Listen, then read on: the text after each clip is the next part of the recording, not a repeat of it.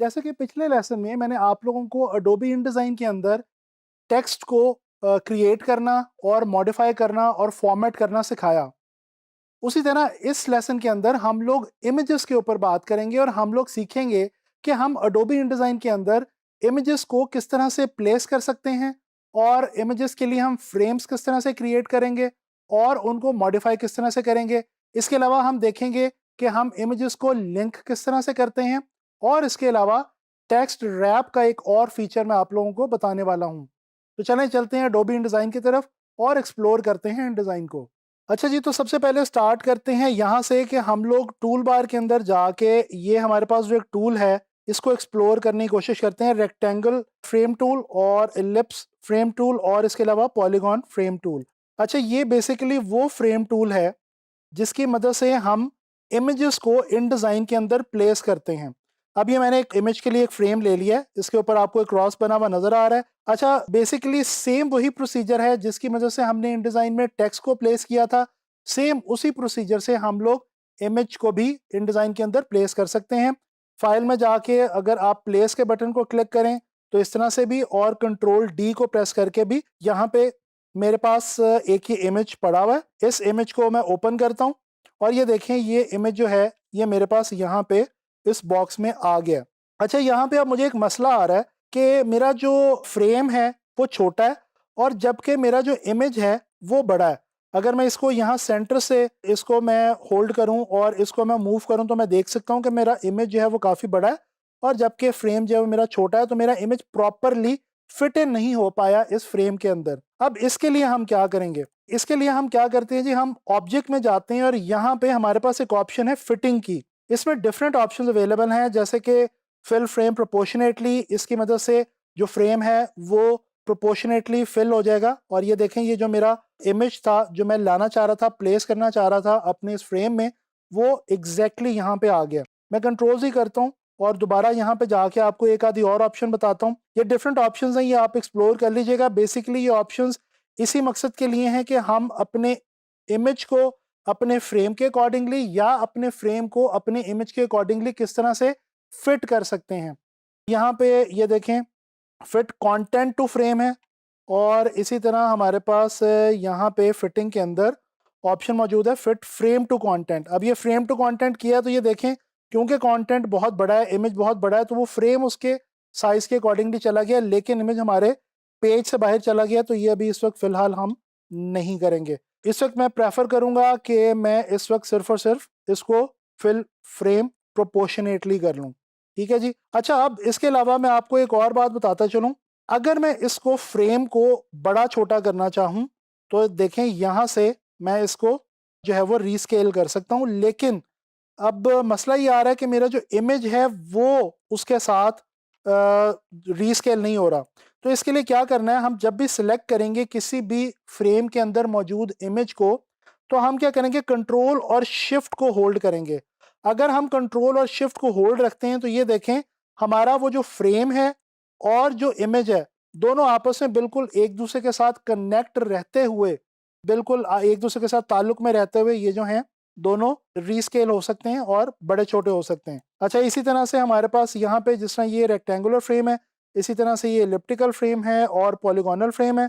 Control D आप लोगों को मैं बता चुका हूँ कि ये प्लेस की हमारे पास इनडिज़ाइन में शॉर्ट की है, और मैं यहाँ से आके ये इस एलिप्टिकल जो हमारा ये एक फ्रेम आया इसमें प्लेस करता हूँ। अगेन ऑब्जेक्ट में जाके मैं इसको प्रोपोर्शनेटली इसमें फिट कर लेता हूँ। तो इस तरह से जनाब अली, हम लोग कोई भी जो इमेज है उसको फिट इन कर सकते हैं और उसको किसी भी इमेज को ला के प्लेस कर सकते हैं फ्रेम के अंदर, और फिर हम उनको फ्रेम को और इमेज को रीस्केल कर सकते हैं। अच्छा, अब ये एक डिज़ाइन मैंने आप लोगों के लिए यहाँ पे बना के रखा हुआ है, और ये कुछ ग्लोबल बिजनेस ट्रेंड्स के हवाले से, और मैंने इसमें कुछ एक इलस्ट्रेशन हल्की सी ली हुई है। इसके अलावा एक इमेज है, एक क्लिप आर्ट सॉर्ट ऑफ है, और इसके अलावा कुछ टेक्स्ट मैंने जो है वो ले रखा है। अच्छा, मैं अब यहाँ पे आपको जो चीज़ समझाना चाह रहा हूँ वो है लिंकिंग, कि हम इमेजेस को लिंक अप किस तरह से करते हैं।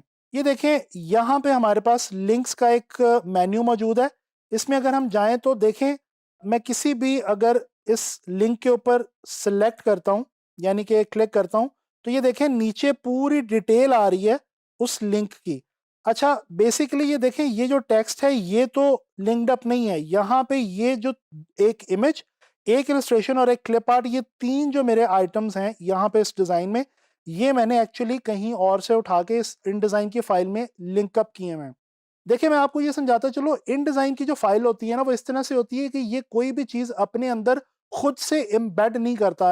इन डिज़ाइन जो है, ये क्या करता है कि ये फाइल्स को अपनी जगह पे पड़े रहना देता है और उनको लिंक अप कर लेता है, लिंक्ड कर लेता है अपने फाइल के अंदर, और उन लिंक्स की बेस पे वो जो इमेजेस या इलस्ट्रेशंस या क्लिप आर्ट या आइकॉन्स या वेक्टर्स जो भी चीज़ें होती हैं वो इसकी लेआउट में मौजूद रहती हैं।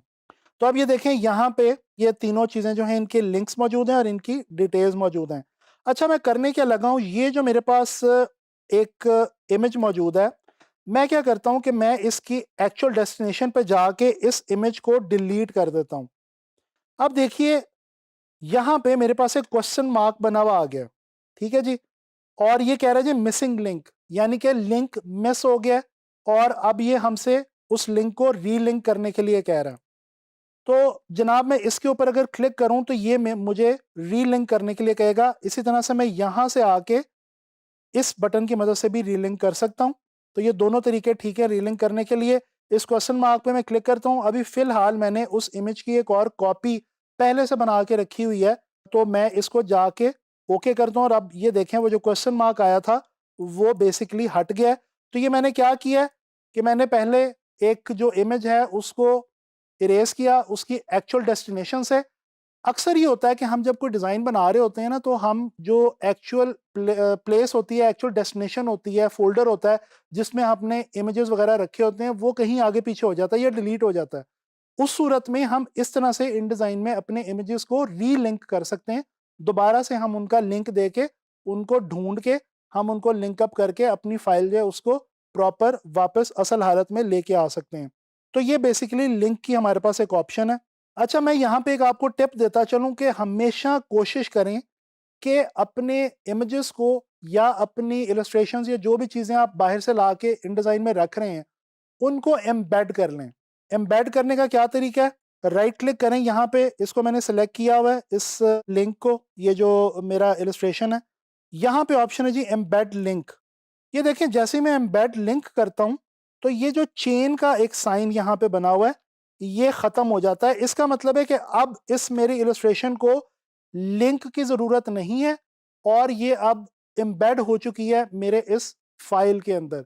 तो अब लिहाजा इसको मैं मुझे कोई टेंशन नहीं रहेगी कि अगर ये जहाँ पे मौजूद है वहाँ से अगर डिलीट भी हो जाती है, तो मेरी फ़ाइल डिस्टर्ब नहीं होने वाली इन डिज़ाइन में, और बिल्कुल ये एम्बेड हो चुकी है मेरी फ़ाइल के अंदर। तो आप भी जब भी कोई इलस्ट्रेशन या इमेज वगैरह यूज़ करें, उसको एम्बेड कर लें इन डिज़ाइन में। अच्छा जी, इसी तरह से एक और छोटी-सी जो चीज़ हमारे पास अवेलेबल है यहाँ पे, वो ये है कि मैं ये जहाँ पे मैंने इलस्ट्रेशन रखी हुई है, इसके ऊपर जाता हूँ और यहाँ पे फॉर एग्ज़ाम्पल ये टाई का कलर जो है, ये मैं यहाँ से चेंज कर देता हूँ और कंट्रोल एस करता हूँ। अब देखिएगा जैसे ही मैं सेव करूँगा, थोड़ी देर में ये जो मैंने जो एक्चुअल डेस्टिनेशन में जहाँ पे मैंने कलर जो है वो चेंज किया इलस्ट्रेटर में, तो यहाँ पे हमारी जो लिंक्ड अप फाइल है, इसके अंदर भी हमारा ये जो टाई का कलर है ये चेंज हो जाना चाहिए। अच्छा इस वक़्त आई थिंक ये इसलिए चेंज नहीं हो रहा क्योंकि मैं इसको एम्बेड कर चुका हूँ, तो मैं इसको अनएम्बेड करता हूँ। दोबारा मैं इसको लिंक अप करता हूँ उसी फाइल के साथ, ठीक है जी। इसको मैं रीलिंक कर लेता हूँ अपनी पुरानी फाइल के साथ, जो मेरे पास यहाँ पे मौजूद है। ये अब ये दोबारा रीलिंक हो चुकी है। अब ये मैं यहाँ से आके कोई भी चीज़ अगर चेंज करता हूँ, फॉर एग्ज़ाम्पल मैं ये टाई का कलर ले लेता हूँ और इसको मैं चेंज करता हूँ, ब्लू कलर दे देता हूँ मैं, और इसको मैं सेव करता हूँ। ये देखें जैसे ही मैंने उसको रीलिंक प्रॉपर्ली किया है, तो फ़ौरन जो मेरी टाई है उसका कलर यहाँ पे करैक्टर की टाई का कलर चेंज हो गया। तो अब इससे पता चला कि मैं एक्चुअल फ़ाइल में जाके जो भी चेंज करूँगा, अगर तो वो फ़ाइल लिंक्ड अप है, ये वाला साइन लिंक का नज़र आना चाहिए, एम्बेडेड नहीं होना चाहिए। वो जो हमारा इलस्ट्रेशन है वो एम्बेडेड नहीं होनी चाहिए, वो लिंक्ड अप होनी चाहिए। अगर वो लिंक्ड अप है अपनी ओरिजिनल डेस्टिनेशन फ़ाइल से, तो जो चेंज हम वहाँ पे करेंगे, वो चेंज ऑटोमेटिकली यहाँ पे खुद ब खुद ही ये रजिस्टर हो जाएगी, इनडिज़ाइन उसको पिक कर लेगा। अच्छा ये सारा कुछ मैंने आपको बताया प्लेसिंग इमेजेस के हवाले से और लिंकिंग के हवाले से। अब एक आखिरी छोटी सी टिप मैं आपको देना चाह रहा हूँ टेक्स्ट रैप के हवाले से। ये हमारे पास एक ऑप्शन अवेलेबल है टेक्स्ट रैप की, जो कि आपको विंडो के अंदर यहाँ पे अवेलेबल होती है और इसकी शॉर्ट की है Ctrl+Alt+W। अच्छा, अब ये देखें मैंने यहाँ पे रखा हुआ है एक फुटबॉल का इमेज, और इसके अलावा यहाँ पे ये मेरे पास बैकग्राउंड पे एक पैराग्राफ मौजूद है जी टेक्स्ट के हवाले से। अच्छा, मैं क्या करता हूँ, मैं इन दोनों को सिलेक्ट करता हूँ इस तरह से ड्रैग करके, और मैं इनको जनाबी अली रैप करता हूँ। ये मेरे पास कुछ ऑप्शंस अवेलेबल हैं टेक्स्ट रैप की, इनको ज़रा देख लेते हैं। पहली ऑप्शन है नो टेक्स्ट रैप, यानी कि टेक्स्ट रैप नहीं होगा।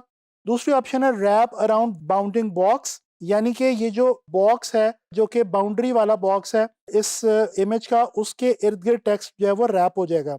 अच्छा, इसके बाद रैप अराउंड ऑब्जेक्ट शेप, यानी कि जो ऑब्जेक्ट की एक्चुअल शेप है, जिस तरह ये जो फुटबॉल की शेप है, इसके इर्द गिर्द जो टेक्स्ट है वो रैप हो जाएगा। जिस तरह से अगर मैं ये इस शेप पे आके क्लिक करूं और यहाँ पे ये नीचे एक और मेरे पास ऑप्शन है ऑफसेट की, अगर इसको मैं बढ़ा के आपको दिखाऊं तो ये देखें, आप लोग देख सकते हैं कि ये स्पेस क्रिएट हो गई है। मेरा जो टेक्स्ट है उसकी रैपिंग जो है, टेक्स्ट और इमेज के दरमियान थोड़ी सी स्पेस क्रिएट हो गई है और ये बड़ा खूबसूरत इफेक्ट लग रहा है। और ये इससे मिलती जुलती चीज़ हम लोगों ने, आपको याद हो तो अडोबी इलस्ट्रेटर में भी टेक्स्ट रैप के अंदर देखी थी, तो ये तकरीबन कुछ उसी किस्म की चीज़ है। इसी तरह से हमारे पास यहाँ पे जंप ऑब्जेक्ट की एक ऑप्शन है। इसमें क्या होगा कि टेक्स्ट जो है वो उस ऑब्जेक्ट की स्पेस को छोड़ के जंप करके आगे चला जाएगा, और इसी तरह से jump to next column, text जो है वो नेक्स्ट कॉलम के अंदर चला जाएगा। तो ये हमारे पास कुछ टेक्स्ट रैप के हवाले से बड़ी इंटरेस्टिंग सी ऑप्शन थी इन डिज़ाइन के अंदर, जो कि मैंने आप लोगों को बताई जी। तो इस लेसन में हम लोगों ने सीखा कि हम लोग इमेजेस को किस तरह से लिंक अप कर सकते हैं, किस तरह से हम इमेजेस के लिए फ्रेम्स क्रिएट करते हैं, उनको हम रीस्केल किस तरह से कर सकते हैं, और हमने इमेजेस को किस तरह से एडिट करना होता है और किस तरह से हम उनको प्लेस करते हैं, ये सारा कुछ हमने देखा। इसके अलावा हमने टेक्स्ट को रैप करना भी सीखा इन डिज़ाइन में। मैं उम्मीद करता हूँ कि आपके लिए ये चीज़ बहुत हेल्पफुल साबित होगी। आप लोगों ने इसकी ज़्यादा से ज़्यादा प्रैक्टिस करनी है। नेक्स्ट लेसन में इन डिज़ाइन के हवाले से कोई नई चीज़ डिस्कस करेंगे।